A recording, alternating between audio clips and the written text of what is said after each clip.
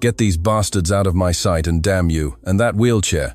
Bronna shrieked, her face contorted with rage, as she tore the 5-carat diamond ring from her finger and hurled it violently at Cillian's bandaged chest. The metal struck him directly on the rib. Cillian did not flinch. He remained motionless on the enormous bed with Egyptian cotton sheets, his gaze fixed on the woman who, until a week ago, swore she loved him more than life itself. Now, seeing him prostrate, supposedly unable to walk after the accident with his private jet, the mask of the perfect wife had shattered in record time. Only 3 days had passed since his return from the hospital, and Bronna was already demanding full control of the offshore bank accounts and the construction company's shares. He remained silent. His brain, too, seemed to have atrophied. Bronna paced back and forth in the luxurious master bedroom, her designer heels echoing against the Carrara marble floor. Look at him, the great Cillian O'Connell, the business shark, reduced to a useless piece of furniture. I won't waste my best years wiping your drool. Cillian, sign the damn power of attorney right now. At that instant, the door opened timidly. It was Aif, the young housekeeper. She wore her immaculate blue uniform, with small white details on the collar, and her inseparable yellow gloves folded in her apron pocket. In her arms, she carried one of the twins, Liam. With her other hand, she held Finn by the hand. The children, barely 2 years old, stared at the scene with wide eyes, frightened by the shouting. "Sir, excuse me," Aif whispered, lowering her head and trying to become invisible. "I heard a noise, and the children got scared. They wanted to see their daddy."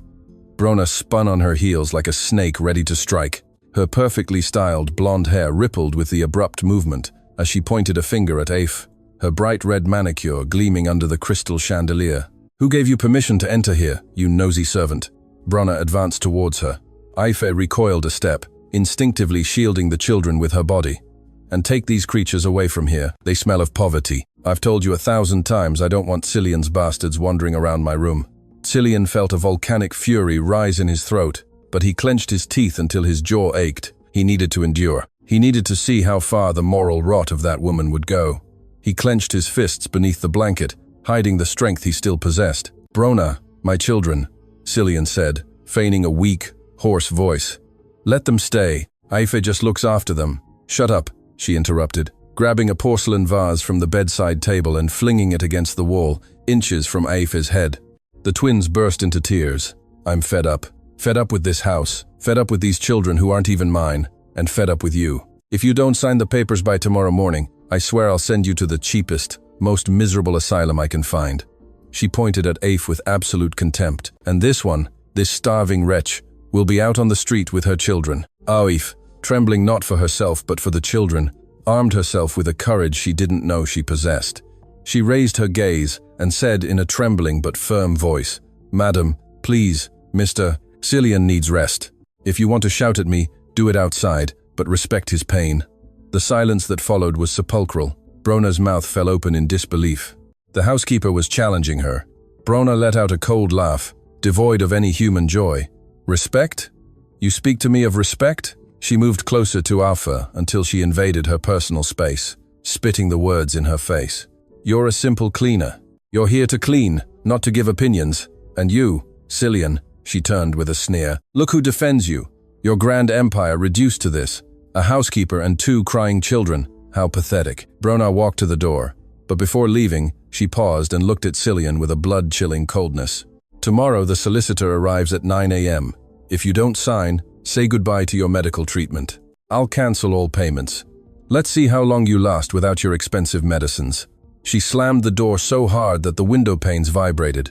Aif let out the breath she had been holding. Her legs faltered, but she held firm for the children. She approached the bed slowly, her eyes filled with unshed tears. "Forgive me, sir. Cillian, I didn't mean to cause trouble," she said, quickly wiping tears from Liam's cheeks. "I just don't like the way she speaks to you. You don't deserve that." Cillian looked at the young woman. Unlike Bronna, who saw only figures and status, Aif saw the human being. Aif, who earned a minimum wage, who wore the same uniform every day, who cared for his children as if they were her own, ever since their biological mother had died in childbirth. She had more dignity in her little finger than Bronna had in her entire surgically enhanced body. "Don't apologize, Aif," Cillian said, using his true tone, before remembering the role he was playing. "Thank you for defending the children." Do you need anything, sir? Water? Should I adjust your pillows? Cillian nodded slightly. The test had barely begun. He needed to know if Afe was truly loyal, or if she was merely acting out of fear of losing her job. Water, please. My throat is dry. Aoife left the children on the rug, handing them some toys she took from her apron to keep them quiet, and hurried to pour water from the crystal carafe. Her movements were quick and efficient. She brought the glass carefully, supporting his head as if it were fragile glass. The touch of her hand, rough from hard work but warm and gentle, contrasted brutally with the cold diamond ring Brona had thrown at him minutes earlier. Cillian drank slowly. As he drank, he observed Aife's worn shoes. She sent almost all her money to her ailing mother in rural County Clare. She never complained, never asked for an advance, and now she had confronted the lady of the house for him. Aife, he said, returning the glass. If Brona takes everything from me, what would you do? Aife looked at him, surprised by the question. Sir, money comes and goes. My grandmother used to say that a man's wealth is not in his pocket, but in who stands by him when his pocket is empty. She paused, looking at the twins on the rug. I wouldn't leave you alone, sir. And the boys, Liam and Finn, I would never abandon, even if I had to sell scones on the street to feed them. Cillian felt a lump in his throat. This was the answer. This was the truth he sought. But fate, cruel and capricious, was about to put that promise to the test in the most brutal way possible. The door opened again. This time, Brona did not come alone. She carried a black leather briefcase in her hand, and a smile that boded no good. Behind her entered Dermot, a junior partner in Cillian's company. A man Cillian had always considered a fawning but harmless parasite. How wrong he had been. Dermot wore an impeccable Italian suit and carried a bottle of Dom Perignon in one hand and 2 glasses in the other. Good evening, Sleeping Beauty, Dermot exclaimed, laughing as he entered and passionately kissed Brona on the lips. Right in front of Cillian's bed. How is the most expensive vegetable in town? Just as useless as ever, Brona replied, returning the kiss with exaggerated lust, making sure Cillian was watching. But don't worry, my love. Tonight, as soon as the solicitor arrives. Cillian slowly opened his eyes. Seeing his partner kissing his wife in his own room while they planned to rob him was a psychological torture designed to the millimeter. Dermot, Cillian murmured in a hoarse voice. You were my friend. I gave you a job when no one else would. Dermot let out a laugh and approached the bed, leaning over Cillian. The smell of cheap cologne and alcohol hit the millionaire's nose. Business is business, Cillian. You're finished. Look at you. You're dead weight. I've always hated you. Always so perfect, so moral. You make me sick. Dermot turned and poured a glass for Brona. They clinked glasses, making the crystal chime directly above Cillian's head. To the new owner of O'Connell Constructions. Brona toasted. And to freedom, Dermot replied. At that moment, Aife entered with a tray, clean sheets, and chicken broth for Cillian, as she had promised. Seeing Dermot and the toasting scene, she stopped instantly, horrified. What? What's happening here? Dermot turned and looked her up and down with a sneer of displeasure. And who is this? The famous housekeeper who defends the cripple. He took a step towards her, invading her space. Hey, pretty, when this one dies or goes to the asylum, you can stay. We'll need someone to clean up after the parties. Aife recoiled. Her eyes flashed with indignation. Have some respect. Mr. Cillian is ill, not dead. Please, leave. He needs rest. Brona quickly approached and slapped the tray. The bowl of broth flew and shattered on the floor, splattering Aife's uniform and the Persian rug. You don't give orders in my house, you stupid girl. Clean that up right now and get ready, because when the solicitor arrives, you're going to be a witness. I want you to see how your dear employer signs his own sentence and leaves you on the street. Cillian watched Aife kneel to pick up the broken ceramic pieces. Her hands trembled, not from fear, but from helplessness. He could see in her eyes that she was calculating, thinking of how to save him. Don't do anything, Ofa. Don't put yourself in danger for me. And what will they do with the children? Aife asked from the floor, without looking up, as she collected the shards. Dermot and Brona exchanged a complicit and cruel look. Ah, the bastards, Dermot said, taking a sip of champagne. I have a contact near the border, an orphanage, unofficial, let's say. They pay well for healthy, blonde children. We get rid of the problem and even make some extra cash for our honeymoon. Cillian's heart stopped for a second. Then it began to beat with the force of a pneumatic hammer. They were going to sell his children. This was no longer just about money. They were monsters. The fury he felt was so intense that his fingers dug into his palms until they bled beneath the blanket. Aife abruptly stood up, a sharp ceramic shard still in her hand. "Over my dead body!" she screamed, completely forgetting her role as a housekeeper. "You will not touch these children. They belong to Mr. Cillian." Dermot laughed as if he were watching a chihuahua bark at a wolf. "How cute. You think you can stop us?" He looked at his watch. "The solicitor arrives in 10 minutes. After the signing, we'll deal with you and the brats. Brona, call security to bring the car to the door. Tonight we clean house." Cillian closed his eyes. 10 minutes. He had 10 minutes to prepare. He needed the solicitor to be present. He needed the crime to be blatant, with legal witnesses, to put them in jail for the rest of their lives. "Awif," Cillian called softly. "Go. Take the children to their room. Lock yourselves in." "But, sir." Awif looked at him with desperation. "Do as I say," he ordered, placing special emphasis on the words, trying to convey a message with his gaze. "Trust me." Aoife held his gaze for a few seconds. She understood that there was a plan, or at least a desperate plea. She nodded, swallowing her tears, and left the room almost running. Brona laughed. "See, Cillian, even your faithful little dog knows when you've lost." Aoife went down the stairs with her heart in her throat. She didn't go straight to the children's room. She knew that locking the door wouldn't stop two men like Dermot and the bought-off security guards. She needed to buy time. She needed to do something. She went to the kitchen, her territory. There, among the pots and knives, she felt a little safer, but her hands wouldn't stop trembling. "They're going to sell the children." That phrase echoed in her mind like a fire alarm. She looked at the chef's knife block on the granite counter. Would she be capable? No, she wasn't violent, but for Liam and Finn, for those boys who called her mummy when no one was listening, she would be capable of turning into a lioness. Suddenly, she heard heavy footsteps in the corridor. It was Brona. She was coming to get more ice for the champagne, humming a cheerful tune, completely oblivious to the pain she was causing. Aoife wiped her tears with the back of her hand and stood in the middle of the kitchen, blocking the path to the fridge. Brona entered with an empty glass in her hand and stopped when she saw the housekeeper standing there with a fixed, defiant gaze. "What are you doing standing there like a scarecrow? Get out of the way. I need ice." "No," Aoife said. Her voice sounded strange, deep, charged with an authority she had never used. Brona blinked in surprise. "Excuse me? What did you say?" "I said no." Aoife took a step forward. "I won't give you ice. I won't let you continue celebrating Mr. Cillian's misfortune. You're a wicked woman, Mrs. Brona. God is watching." Brona let out an incredulous laugh, throwing the glass onto the kitchen island with a dry thud. "God? You talk to me about God?" She approached Aoife dangerously. "God doesn't exist in this postcode, darling. Here, money rules, and the money will be mine. So get out of my way before you regret being born. I won't leave, and I won't let you take the children. I'm calling the Gardaí right now." Aoife plunged her hand into her apron to retrieve her old mobile phone. It was a mistake. Brona, with quick reflexes fueled by adrenaline and malice, snatched the phone from her hand with a slap and flung it hard against the wall on the other side. The device shattered. "No one is calling anyone!" Brona shrieked. Then, she raised her hand and delivered a loud, brutal slap across Aoife's cheek. The sound of skin against skin echoed in the empty kitchen like a gunshot. Aoife's head snapped with the impact, and her cheek immediately began to burn, turning red. Aoife raised her hand to her face, suppressing a sob, but did not move an inch from her position. "Hit me if you want," Aoife said, looking at Brona with unwavering dignity. "Kill me if you want, but I won't let you hurt this family. You don't know what love is. You're empty inside." Brona raised her hand to strike her again, blinded by rage at being defied by someone she considered inferior. But before she could strike a second time, the sound of the main doorbell interrupted the violence.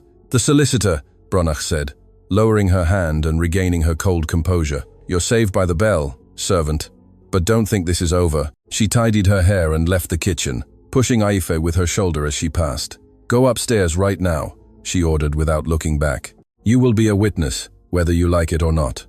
And if you open your mouth to say anything out of script, the twins will suffer the consequences." Aoife was left alone in the kitchen for a moment, breathing heavily. Her cheek hurt, but her soul hurt more. She looked up at the ceiling, as if she could see through the walls to Cillian lying on the bed. Upstairs, in the master bedroom, Cillian had heard everything. He had activated the baby monitor that Aoife usually used to watch the twins, which he had coincidentally left on in the kitchen. He heard the confrontation, he heard the slap, he heard the threat. Cillian was sitting on the edge of the bed. His legs, strong and functional, were firmly planted on the floor. His fists were white from tension. She hit her, he whispered to himself. She hit her for defending me. It was enough. The original plan was to wait for Brona to sign the fraud papers to have definitive legal proof.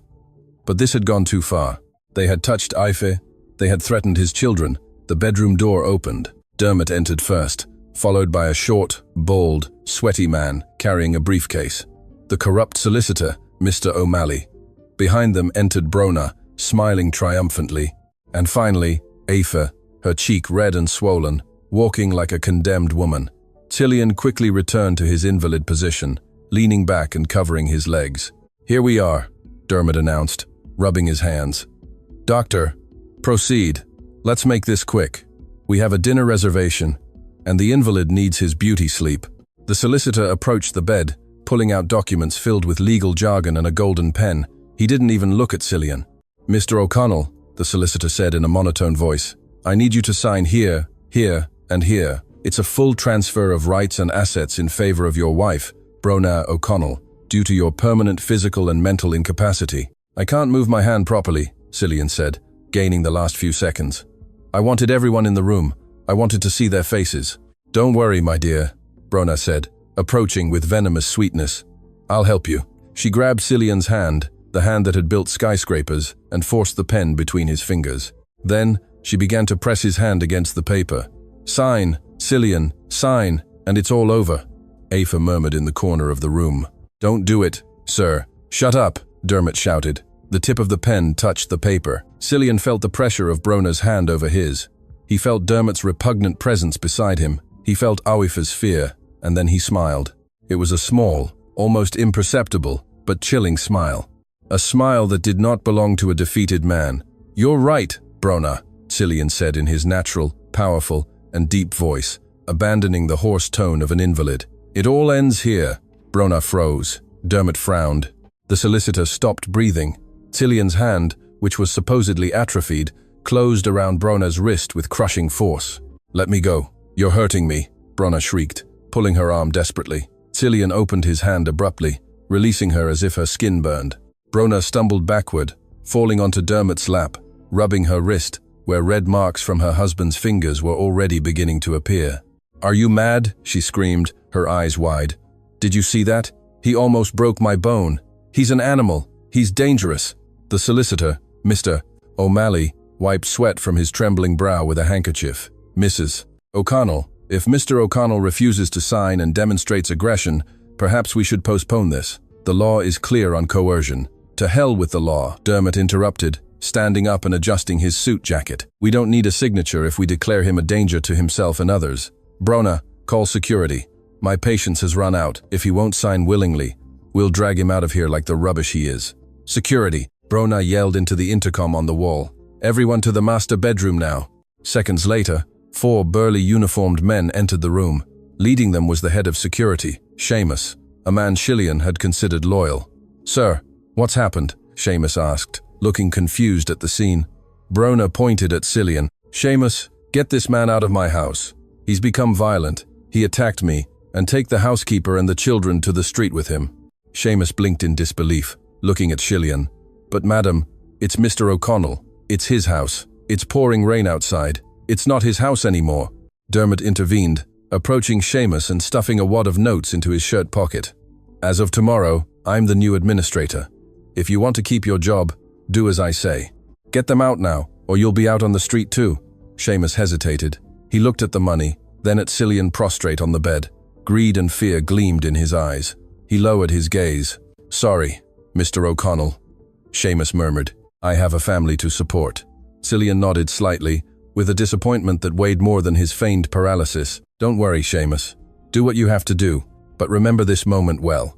What followed was a scene of absolute cruelty. The security guards, avoiding eye contact with their former boss, brutally lifted him from the bed. Cillian let his body go limp, offering no resistance. They seated him in an old, rusty wheelchair they brought from the storage room. Aoife ran towards him, trying to cover him with a blanket. "Have mercy," she cried as Brona laughed. "That blanket is cashmere. Leave it there," Brona ordered. "Don't take anything of value." Aoife, with tears in her eyes, took off her own cheap wool coat and placed it over Cillian's shoulders. Then, she picked up Finn and held Liam's hand. "Come, sir, I'm here," she whispered, her voice breaking. The procession descended the main stairs. Bronagh and Dermot followed from the balcony, glasses in hand, enjoying the spectacle like Roman emperors watching Christians thrown to the lions. As they reached the main front door, Seamus opened it. The sound of the storm rushed in. The wind howled, and the rain fell like icy curtains. A typical Irish downpour, sudden and unforgiving.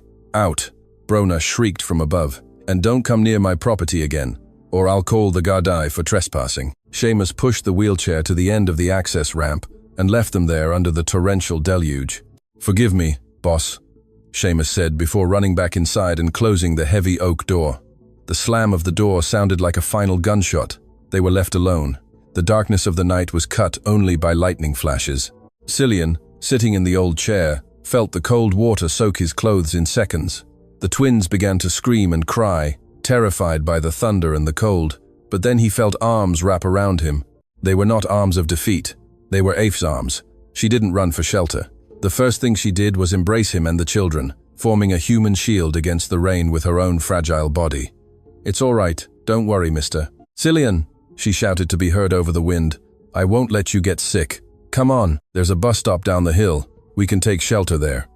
Aif positioned herself behind the wheelchair. Her shoes slipped on the wet asphalt. The old chair had locked wheels, but she pushed. She pushed with a strength that came from pure love, not for the millionaire, but for the human being. Her muscles tensed. Her feet bled inside her cheap shoes, but she did not stop.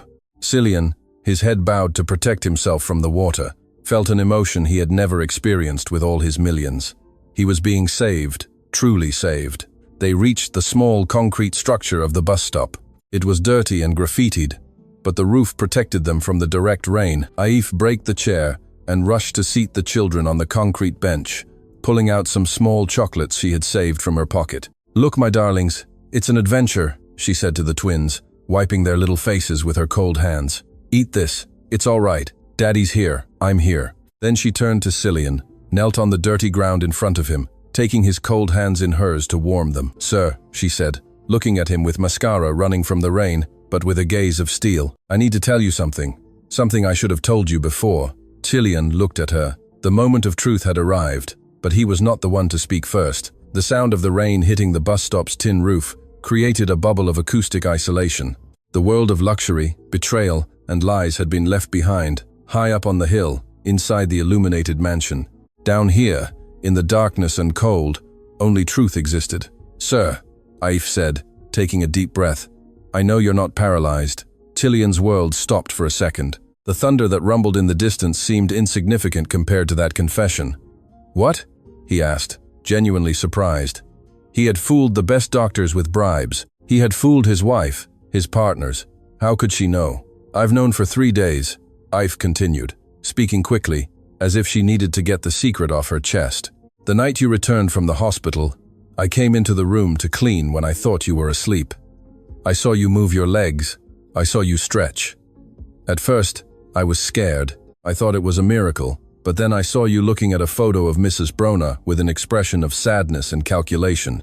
Aif squeezed his hands tighter. "I understood that you were testing her, that you were looking for something money can't buy. The truth. That's why I didn't say anything. That's why I pretended to believe her when she insulted you. That's why I discarded the fake medicines you spat into the napkin when you thought no one was watching. I threw them away so she wouldn't find them." Cillian was silent. He felt a tightness in his chest, but this time it was from pure gratitude. All this time, he thought he was alone in the trenches, observing the enemy, but he wasn't. He had an ally in the shadows, a guardian angel with yellow gloves. "Why?" Cillian asked, his voice hoarse with emotion. "Why didn't you betray me? Bronagh would have paid you a fortune for that information. You could have left, helped your mother." Aif shook her head. A sad, but dignified, smile appeared on her lips. "Money from betrayal is cursed money, sir. It runs out quickly and leaves the soul dirty." She paused, looking at the concrete bench where the twins were eating their small chocolates, oblivious to the adult drama. "And it's for them, for the children." Aif reached inside her clothes, pulling out a hermetically sealed plastic envelope she had kept taped to her skin to protect it from the rain. "A month before your accident, Mrs. Bronagh was talking on the phone. She was drunk. She dropped this." Aif handed him the envelope. "They are the results of a DNA test she did in secret. Cillian took the envelope with hands that no longer feigned weakness. He opened it under the faint light of the street lamp. It was an official document from a genetic laboratory. Paternity test result. Excluded. Mother, Brona O'Connell. Father, unknown. Cillian frowned in confusion. I don't understand, Ofe. Liam and Finn are my biological children. My first wife died in childbirth, but I know they're mine. Keep reading, sir, Aoife said softly. Cillian turned the page. There was another document, a maternity test. Maternity test result. Excluded. Cillian looked up, astonished. These papers are not for Liam and Finn, sir, Aoife explained. They are for a pregnancy, Mrs. Brona had 2 years ago, right when the twins were born. She told you she lost the baby, but she didn't lose it. Aoife took a deep breath. The baby was born, but it wasn't yours, it was Dermot's. She gave the child up for illegal adoption so you would never know about the infidelity. Cillian felt nauseous. Brona was not just ambitious, she was a monster. She had abandoned her own child to maintain her status as a millionaire's wife. I kept this because I knew one day she would try to hurt you or the children, Aoife said. She hates Liam and Finn because they remind her that she is a mother, but a mother who gave her child away. They are living proof of her moral failure. Sir, she never loved you. Never. Cillian put the papers in the inside pocket of his suit jacket, looked at the woman in front of him, a woman who had nothing, but who had just given him the most powerful weapon in the world, the truth. Cillian leaned forward. For the first time in months, his eyes gleamed with the fire of the O'Connell shark, the man who dominated business. But this time, the fire was tempered by an infinite tenderness. Aoife, he said, raising a hand to touch her red, swollen cheek. Get up, she obeyed, confused. Cillian threw the blanket off his legs, placed his feet on the ground, grasped the edges of the wheelchair, and with a fluid and powerful movement, stood up. His imposing height seemed to fill the small bus stop. Aoife put her hands to her mouth, although she already knew he could do this. Seeing him standing, strong, imposing, was different. The game is over, Cillian said. I have what I needed. I know who my enemy is. And most importantly, he looked at her with an intensity that left no doubt. I know who my companion is. Cillian took off his suit jacket, which was dry inside, and placed it over Aoife's shoulders. Sir, what are you going to do? She asked, trembling. We're going back, he said, looking up the hill where the mansion stood like a dark castle, and I'm going to clean my house. But before they could take a step, headlights cut through the darkness. A black sports car sped down the hill and screeched to a halt in front of the bus stop. The window rolled down. It was Dermot. And next to him, Brona with a wild grin.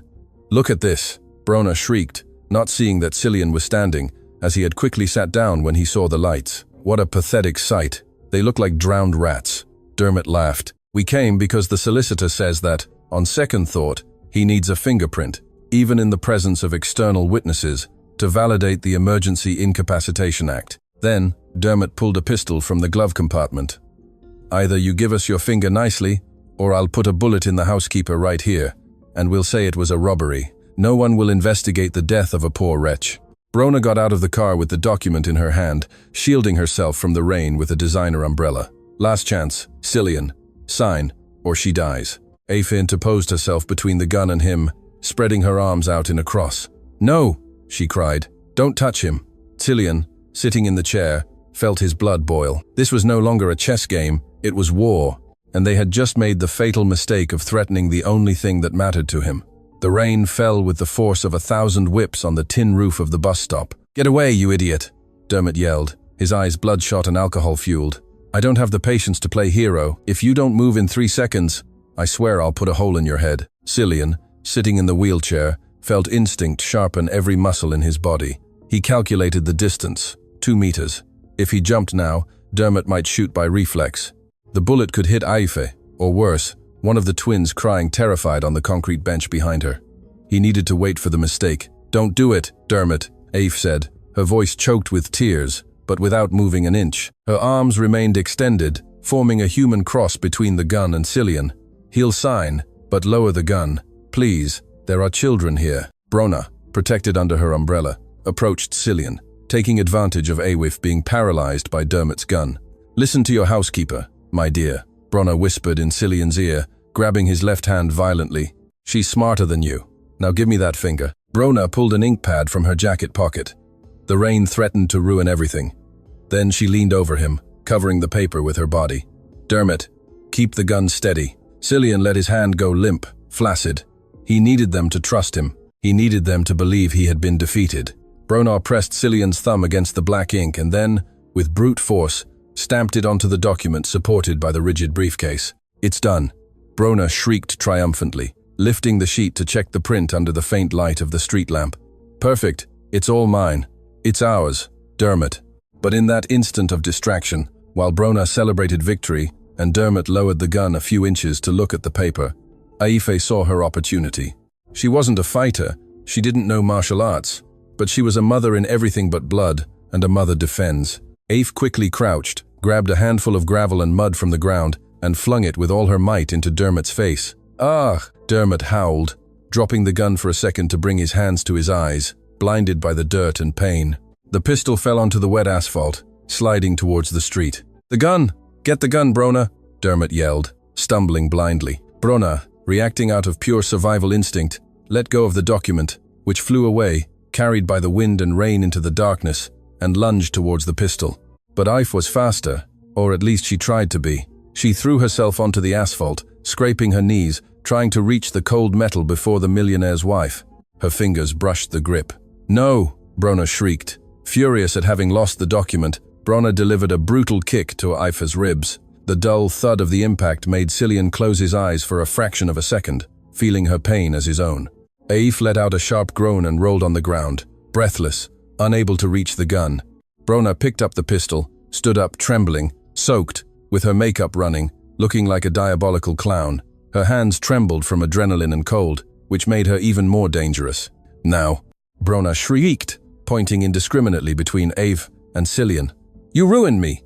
I lost the paper. Now I have to kill you all and say it was a botched robbery." Dermot, wiping his eyes on his sleeve, regained his blurred vision and ran to Brona. "Give it to me!" He snatched the gun from her. "You don't have the guts. I'll do it." Dermot walked towards Cillian. The barrel of the pistol gleamed in the light. He was 1 meter away, the perfect distance. But Dermot didn't point at Cillian. He pointed at the concrete bench, at the twins. "If the father suffers, he signs faster," Dermot said, with a sadistic smile. "Let's see what happens if I put a hole in one of the little blonde ones." Liam and Finn's crying had turned into a lacerating scream, a childish plea that pierced the storm. Seeing the bad man pointing that black thing at them, the boys hugged each other, trembling with pure terror. Aife, on the ground, tried to get up. She clutched the side where Brona had kicked her, wincing in pain and agony. "No, not them. Kill me," she cried, dragging herself through the mud towards Dermot's boots, grabbing his ankle in a last desperate effort to stop him. "They're babies. Please, have mercy." Dermot looked at her with disgust and shook her off with a dry kick to her shoulder, sending her falling backward again. "Get lost, trash." Dermot raised the gun again, pointing it directly at Liam's head. "Cillian, I'm going to count to 3. If you don't promise me on video that you'll give us everything tomorrow, I'll shoot. 1. Cillian's world slowed down. He could see raindrops falling in slow motion. He could see the terror in his children's eyes. He could see the desperation and unconditional love on Aife's face, thrown in the mud, willing to die for children who weren't hers. And he could see Dermot's and Brona's stupid arrogance. They believed they were in control because they had a weapon, but they forgot something basic. A weapon is only dangerous if the one holding it is faster than a father's fury. 2, Dermot said, tightening his finger on the trigger. "Let go of my son, Dermot." The voice did not sound like that of a sick man. There were no coughs, weakness, or tremors. It was an order, a deep, resonant command, charged with such strong authority that it seemed to cut through the very rain. Dermot stopped. The tone of voice was so unexpected, so dissonant with the image of the invalid, that his brain took a second to process it. He lowered the gun a few inches, confused, and looked at Cillian. And then, Brona saw. She saw Cillian's leg muscles contracting under the wet fabric of his trousers. She knew that voice. It was the voice Cillian used in board meetings before destroying a rival company. It was the voice of the shark. Cillian slowly raised his head. Water ran down his face, washing away the facade of weakness, revealing eyes that burned with a lethal fire. "And if you ever point that weapon at my children again, I'll rip off your arm and beat you with it until you stop breathing." The silence that followed was sepulchral. Only the wind could be heard. Dermot let out a nervous laugh, trying to regain control. "Oh, how scary. The vegetable has learned to bark. What are you going to hit me with?" Your dead legs. Dermot raised the gun again, now pointing it at Cillian's face. Shut up and die with dignity, you pathetic man. Cillian, Brona whispered, taking a step back. She had seen something. Goodbye, Cillian, Dermot said. But before he could shoot, the impossible happened. Cillian didn't try to roll the chair. Cillian didn't cover himself. Cillian exploded upwards.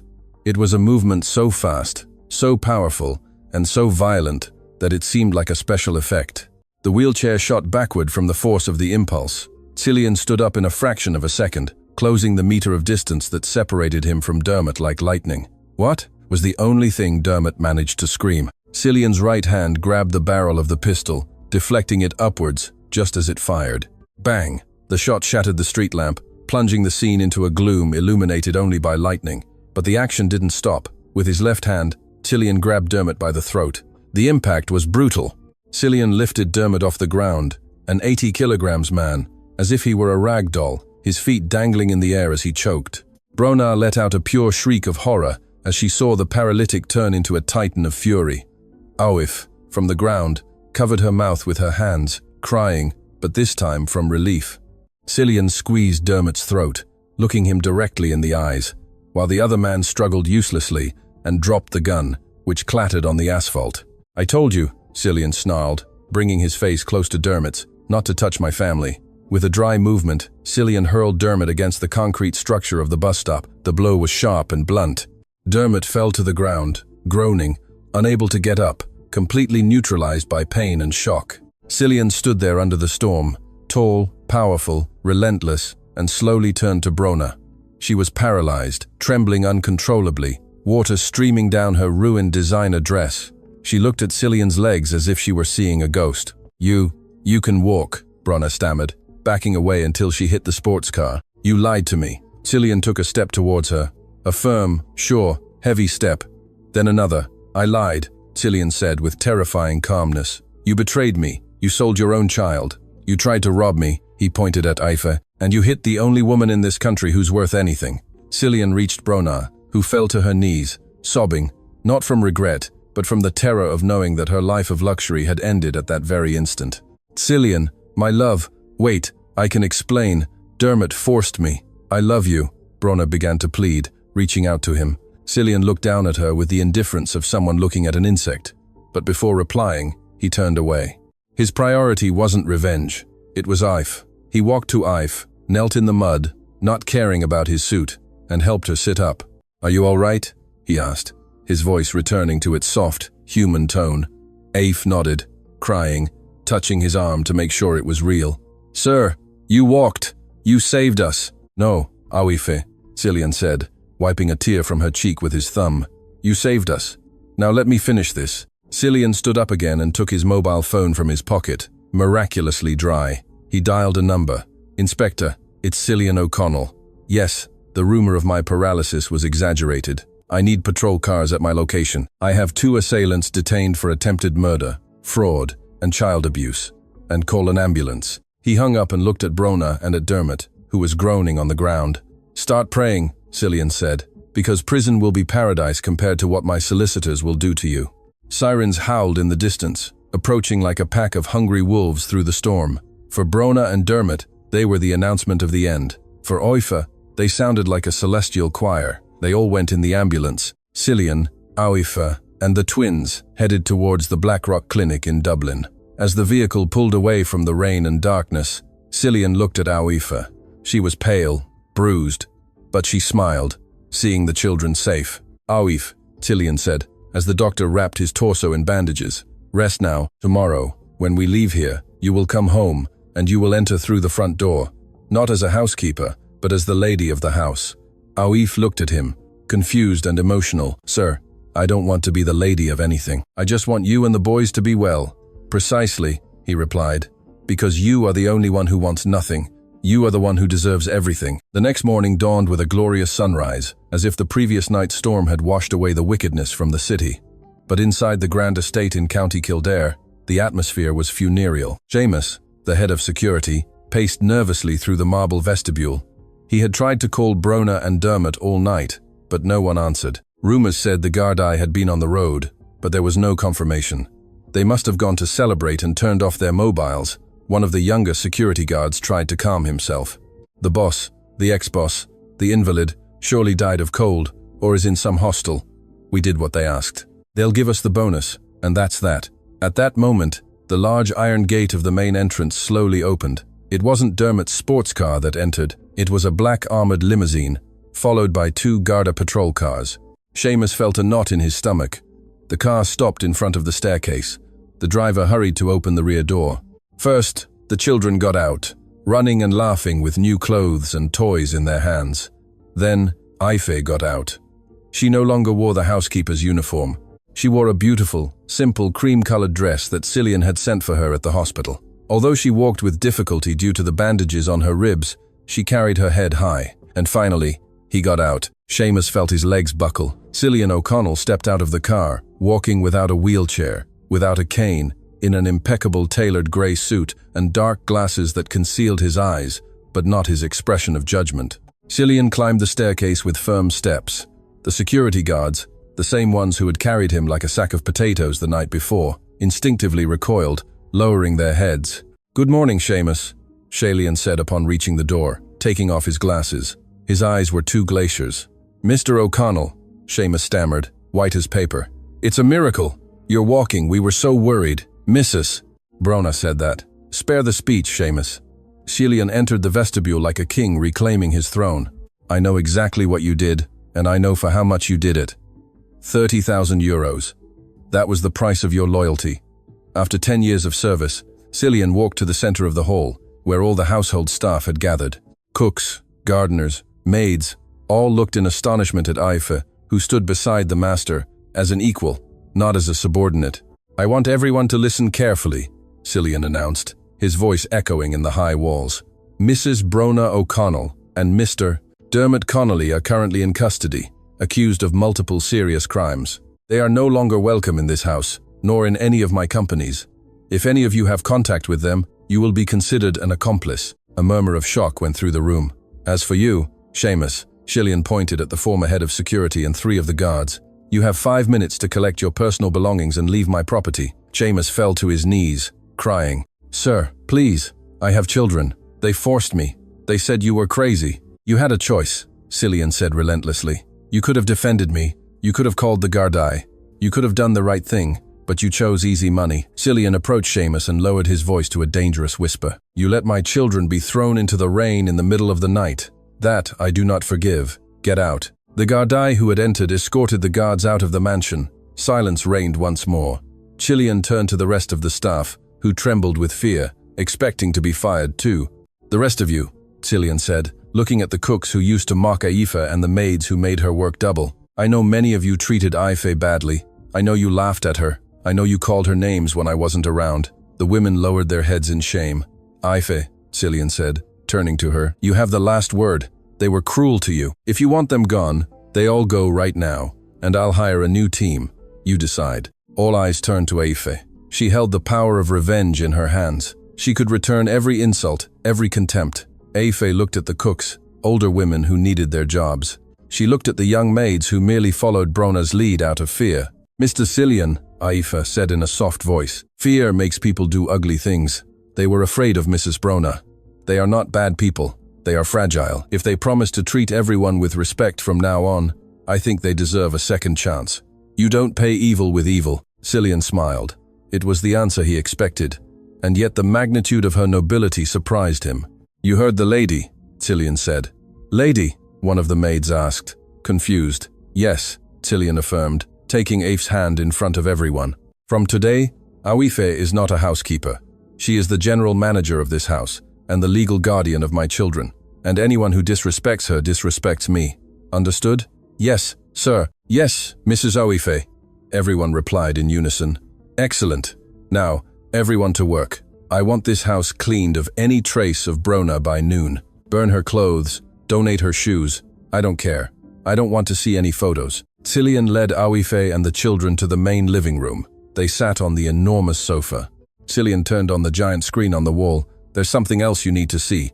Aif, while we were at the hospital, my digital security team recovered this from the hidden cameras in Dermot's office." A grainy video appeared on the screen. Brona and Dermot were seen toasting weeks ago. When the idiot signs, we send him to the asylum and sell the twins, Brona said from the screen. I've already spoken with the buyer near the border. They pay 50,000 euros for each. They're blonde, they're well priced. Aife put her hands to her mouth, horrified. My God, it was true. Everything was true. Yes, Cillian said, turning off the screen. But there's something else you don't know. Something I discovered this morning reviewing Brona's files while you slept. Cillian pulled out a folder. Aife, you told me you cared for the twins because you loved them, but you never told me why you came to work in this house 2 years ago, right after losing your own daughter. Aife stiffened. Her face lost its color. Sir, that's private. My little girl died at birth. I came here to forget, to give my love to other children. Are you sure she died? Cillian asked, with strange intensity. They told me she was stillborn. They didn't let me see her. They said it was better that way. Aife began to cry, remembering the trauma. Cillian opened the folder. Brona used the same clandestine clinic for her arrangements as the community maternity hospital where you gave birth. The records are cross-referenced. Aife, Brona didn't have a baby she gave up for adoption. Brona was never pregnant 2 years ago. She faked the pregnancy with padding to trap me. I don't understand, Aife whispered. But she needed a baby to show me when the time was right. So she paid the doctors at your maternity hospital to tell you your daughter had died. The silence in the room was so dense it could be cut with a knife. Aife stood up, trembling violently. What? What are you saying? Brona stole your daughter, brought her here, presented her as her own for a few weeks. But the girl didn't look like her. She was dark-haired like you. Brona was afraid I would suspect, so she got rid of her, sending her to an orphanage in the countryside. Cillian pulled a photo from the folder, a current photo of a 2-year-old girl in an orphanage. She had Aife's same, large, expressive eyes. Your daughter is alive, Aife, and I know. The word alive floated in the charged air of the mansion, heavier than any mahogany furniture, brighter than any crystal chandelier. Aife looked at the photograph in Cillian's hands, and the world around her began to spin vertiginously. Her knees buckled. Cillian dropped the folder and caught her before she touched the ground. Aife, breathe, he ordered, shaking her gently. She clung to the lapels of his suit jacket, digging her fingers into the fabric, desperate. Her eyes searched his face for some sign that it was a lie, a mistake, anything, instead of a cruel hope that could kill her if it turned out false. Don't play with me, sir. Don't play, she sobbed in a soul-crushing whisper. I saw her. They told me she was gray, that she wasn't breathing. They lied to you, Aife. Everyone lied to you for money. Cillian spoke with fierce intensity, looking directly into her eyes to convey certainty.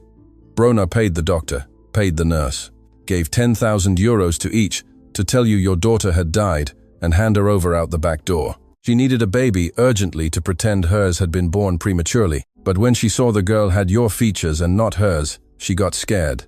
Cillian signaled to the escort chief waiting at the door. Prepare the car and notify the helicopter pilot. We're going to Ennis in County Clare right now. Ennis? Aife asked, stunned. But that's far. By helicopter, it's 40 minutes, Cillian replied, helping her stand. Your daughter has waited 2 years. Tonight she sleeps at home. The flight was a blur of rotor blades and noise. A wife, sitting opposite Cillian in the private helicopter's leather cabin, did not look at the landscape. She pressed the girl's photo against her chest the entire journey, praying in silence, promising God and all the saints that if this were true, she would give her whole life in gratitude. Cillian, respecting her trance, said nothing, but he did not stop watching her, making sure anxiety did not make her faint. They landed in a dusty field on the outskirts of the historic town. An armored van was already waiting for them. Little Angel's Shelter was an ironic name for a gray brick building with peeling paint and rusty barred windows. The place smelled of damp and boiling soup. When Cillian entered, with his impeccable suit and aura of power, the place seemed to shrink. The director, a short, nervous woman named Mrs. Murphy, came out of the office, wiping her hands on her skirt. Mr. O'Connell, it's an honor. We didn't expect, the woman stammered, looking fearfully at the armed security guards flanking the entrance.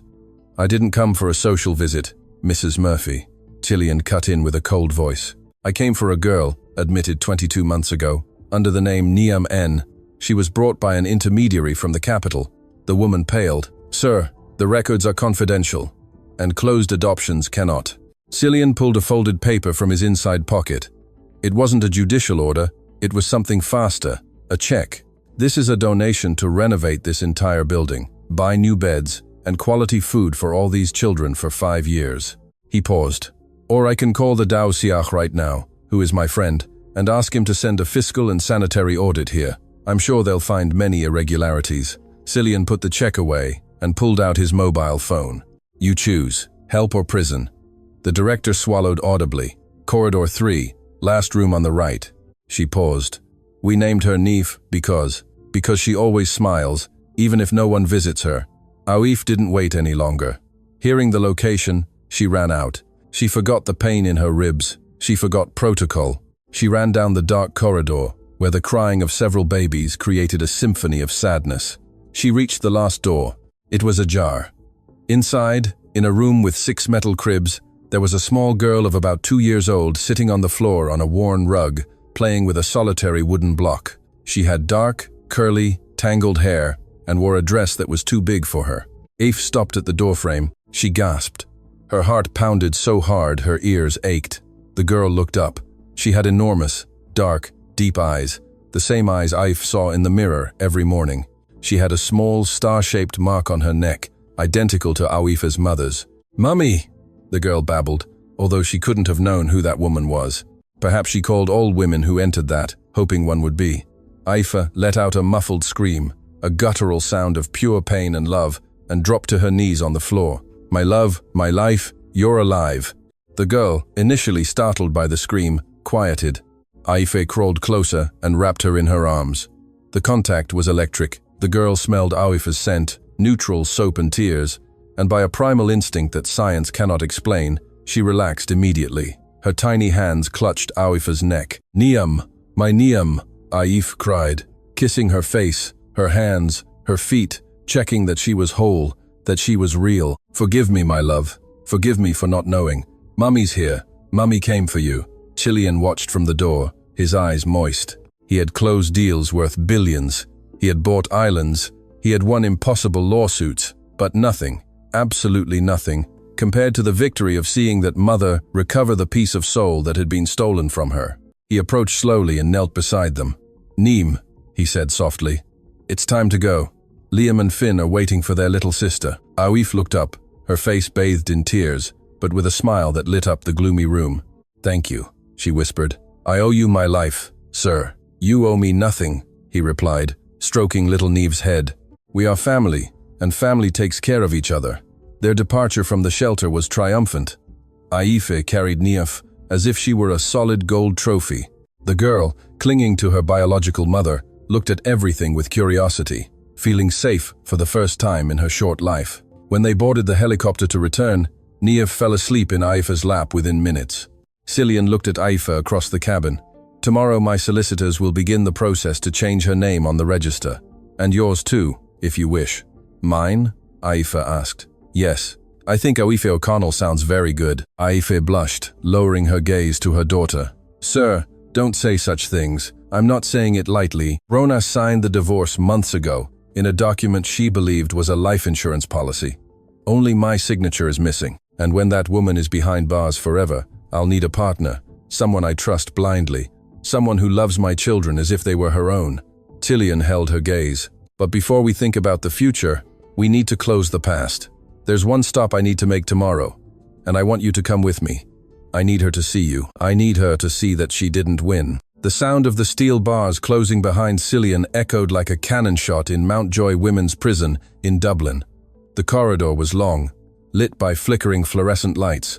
The smell of cheap disinfectant and crowded humanity was penetrating. Beside Cillian, Aife walked with her head held high, wearing a navy blue suit Cillian had bought her. She no longer looked like the housekeeper. She looked like the lady of the world. Her daughter Neef was safe at home with the twins, and a trusted nanny supervised by 3 security guards. "The inmate refuses to eat," Mr. O'Connell informed the prison director, a severe woman unimpressed by famous surnames. "She says the food is rat poison and demands to speak with her solicitor every 5 minutes. But her solicitor resigned this morning when he saw the DNA evidence and the videos." "I'm not surprised," Cillian said without stopping. Brona always had a talent for alienating people. They reached the special visiting room. It wasn't the common area with phones and glass partitions. It was a small interrogation room with a metal table bolted to the floor and 3 chairs. Brona was already there, handcuffed to the table. The image was striking. The queen of society, the woman who spent fortunes on face creams, was unrecognizable. She wore the standard gray uniform that hung loose and scratchy on her. Her blonde hair, always perfect, was greasy and tangled. Without makeup, her face showed a sickly pallor and deep, dark circles that betrayed sleepless nights. Her nails, once long and sculpted, were broken. When the door opened and she saw Cillian enter, her eyes lit up with a spark of delusional hope. "Cillian, my love," she chirped, trying to get up, but the chains prevented her. "I knew you'd come. Get me out of here. It's a terrible mistake. Look how they've left me. They forced me to take a cold shower." Then, her gaze fell on Aoife, standing beside Cillian. Brona's smile twisted into a grimace of pure hatred. "What is she doing here? Did you bring the housekeeper to see me like this? Is that it? Do you find it amusing to humiliate me?" Cillian sat down opposite her with absolute calmness. Aoife remained standing to his right like a statue of justice. "Aoife is not here as a housekeeper, Brona," Cillian said, in a soft voice. "She's here as a victim and as a mother." Brona let out a nervous laugh. "Mother? Please, don't come with the dead child melodrama." "She's not dead," Aoife interrupted. Her voice was firm, resonant. For the first time, she looked at Brona, not with fear, but with deep pity. "I found her, Brona. I found my Niaf, in the shelter where you threw her, as if she were rubbish." The color drained from Brona's face. She opened her mouth, but no sound came out. That was the piece of the puzzle she thought they would never find. Child abduction and falsification of medical documents were federal crimes with no bail. "We have the testimonies of the doctor, the nurse, and the shelter director," Cillian continued, pulling out a copy of the file and placing it on the table. "Everyone sang, Brona. As soon as immunity was offered in exchange for your name, they trampled each other to be the first to betray you." Brona began to tremble. Tears, this time real, of pure terror, began to well up. "Cillian, please," she pleaded, changing tactics. "I was afraid of losing you. I did everything for us. I wanted to give you a family." Cillian leaned forward. "You betrayed me with my partner. You planned to steal everything from me. You tried to sell my children, and you stole an innocent woman's daughter to cover your lies. There isn't a single atom of love in your body, Brona. You are a black hole." "Dermot forced me," she screamed. "He planned everything. I'm a victim of violence. He threatened me." Cillian shook his head tiredly. "Dermot says the opposite. And the house's security videos, where you laugh while planning my demise, confirm his version." Cillian stood up and signaled to the guard to open the door. "Wait, where are you going?" Brona shouted, pulling her chains. "Don't leave me here. I won't survive here." "Cillian, I'm your wife." "Not anymore," he said. "My solicitor is bringing the divorce papers tomorrow. You'll be left with nothing. The prenuptial clauses are clear in case of infidelity and serious crime. You won't get a penny." Cillian paused at the door and looked at Aoife. She had a small worn briefcase in her hand. "Oh, I almost forgot," Cillian said. "Aoife brought something for you." Brona looked at the briefcase with confusion. "What is that? Money? Jewels?" Aoife took a step forward and placed the briefcase on the metal table. "It's the clothes you arrived at the mansion with 5 years ago, Mrs. Brona," Aoife said. "Mr. Cillian kept in the attic a pair of ripped jeans, a cheap t-shirt, and worn sandals. It's what you came with, and it's the only thing you'll leave with."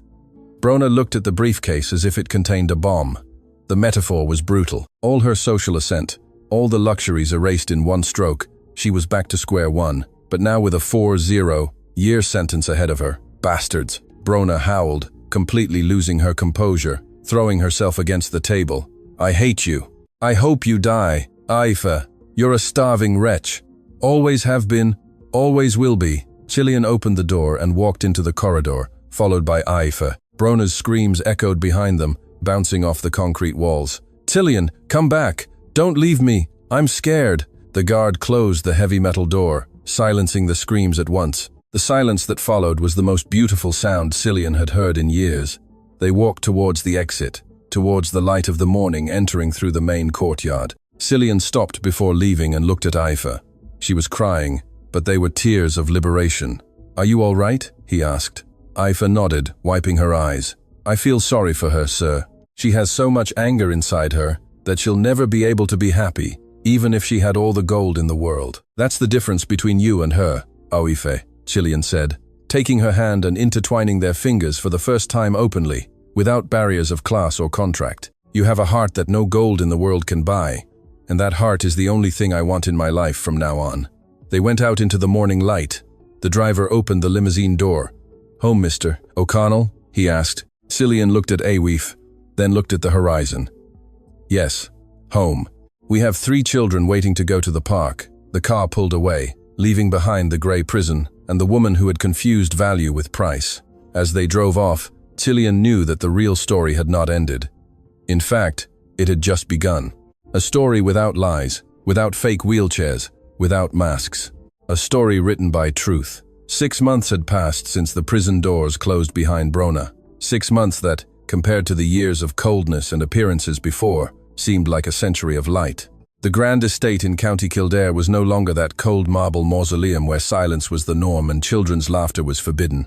Now, upon crossing the threshold, the first thing that greeted visitors was not the arrogance of a security guard, but the aroma of cinnamon, pine, and hot chocolate. It was Christmas Eve, the first true Christmas that house had seen in decades. In the grand hall, where Brona once hosted exclusive cocktail parties for people who hated each other, there was a gigantic Christmas tree decorated not with designer crystal baubles, but with handmade ornaments by 3 children, Liam, Finn, and little Niamh. "Daddy, Daddy, look what Niamh made," Liam shouted, running across the Persian rug with a drawing in his hand. Cillian, sitting in his favorite armchair by the fireplace, put his book aside. He no longer wore stiff suits inside the house. He wore a comfortable wool sweater and track pants. His face, once marked by stress and distrust, now had the soft lines of someone who smiles often. "Show me, champion." Cillian took the drawing.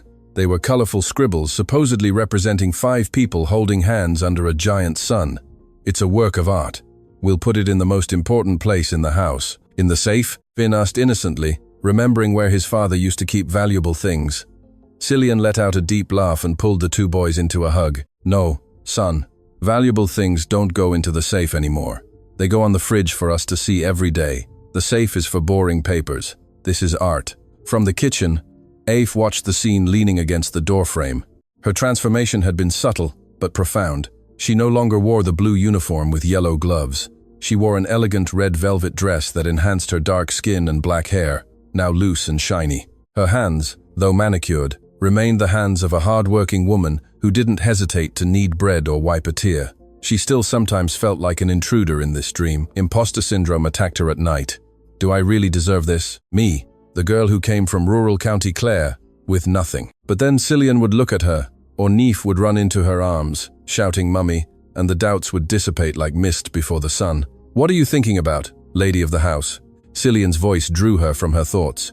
He had approached without her noticing, and now he held her by the waist from behind, resting his chin on her shoulder. Aif leaned back against his chest, feeling the solidity of the man who had gone from an unreachable employer to a life partner. "I'm thinking that a year ago I was crying in my small service room, asking for a miracle," she confessed softly. "And I'm thinking about Brona, alone in that cell tonight." Cillian sighed, not with sadness, but with the resignation of someone who accepts justice. Brona chose her own path. Aweef. Every decision she made, every lie, every act of cruelty, was a brick in the cell she built for herself. Don't waste your light thinking about her darkness. Tonight is a night to celebrate. "You're right," she said, turning to look him in the eyes. "The guests are ready." This was Cillian's other great revolution. For Christmas dinner, he hadn't invited business partners, bankers, or politicians. The guests of honor were the new head of security, an honest man who had replaced the treacherous Seamus, the cooks, the gardeners, and their families. Cillian had decided that no one would work that night serving him. That night, everyone would sit at the same table. Dinner was a wonderful chaos. There were toasts, anecdotes, and homemade food prepared by everyone. Cillian, the great magnate, took it upon himself to serve wine to the staff, a gesture that was worth more than any year-end bonus, although he had also given them generous bonuses. At the end of the night, when the children were yawning and the staff had left with full hearts and hands laden with presents, Cillian took Aif's hand. "Come with me for a moment," he whispered. The balcony. The night was cold, but the sky was clear, studded with stars that looked like diamonds scattered on black velvet. From the balcony, the city lights twinkled in the distance, indifferent and remote. Cillian leaned against the railing, looking at the horizon. "You know, for years I stood here with a glass of whiskey in my hand, looking at these lights, And I felt like the poorest man in the world, Cillian said in a reflective voice. I had millions in the bank, yes. But I had no one to tell how my day had been. No one to cover me with a blanket if I got sick. I was surrounded by sharks waiting for me to bleed. He turned to Aif, taking her hands in his. His eyes shone with an emotional intensity he rarely showed. When I faked that accident, I was looking for the truth, but I found something much greater. I found you, Aife. He paused, letting the words sink in. You taught me that dignity is priceless, that loyalty cannot be bought, and that love is the only thing that saves us from ourselves. Aife felt tears welling in her eyes. Cillian, you saved my daughter. You gave me a home. No, he interrupted her. You made us a family, and a family should have the same name. Cillian reached into his suit jacket pocket and pulled out a thick brown paper envelope. This arrived this afternoon. It's my Christmas present for you and for Neef. Aife opened the envelope with trembling fingers. She read the heading of the legal document. Full adoption decree, minor, Niam O'Connell. Adoptive father, Cillian O'Connell. Aife put her hand to her mouth, stifling a sob. Cillian had legally adopted Niam. She was no longer just Aife's daughter living in his house. She was his daughter before the law, with the same rights, the same inheritance, and the same surname as the twins. I wanted her to know when she grew up that she is not a guest, Cillian said. She is my daughter, and you are the mother of my 3 children. Aife couldn't speak. She threw herself into his arms, crying with pure happiness, soaking his wool sweater. Cillian held her tightly, burying his face in her hair, breathing in her scent of peace. But one thing is missing, he said, gently separating and wiping her tears with his thumbs. One formality is missing to complete the team. Cillian took a step back, and right there, under the stars and the December cold, the man who never knelt before anyone knelt before the former housekeeper. He pulled out a small black velvet box. When he opened it, there was no ostentatious and vulgar diamond, like the one he had given Brona. There was an elegant ring with a deep blue sapphire, surrounded by small diamonds, classic and timeless.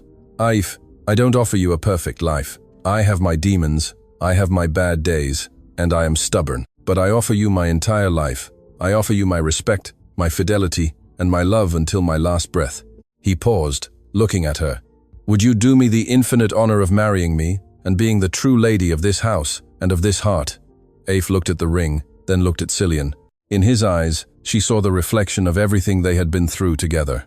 The humiliation, the fear, the rain at the bus stop, the rescue at the shelter. Everything had led them to this precise moment. Yes, she said in a clear, strong voice. Yes, Cillian. Yes, to everything. With you to the end of the world.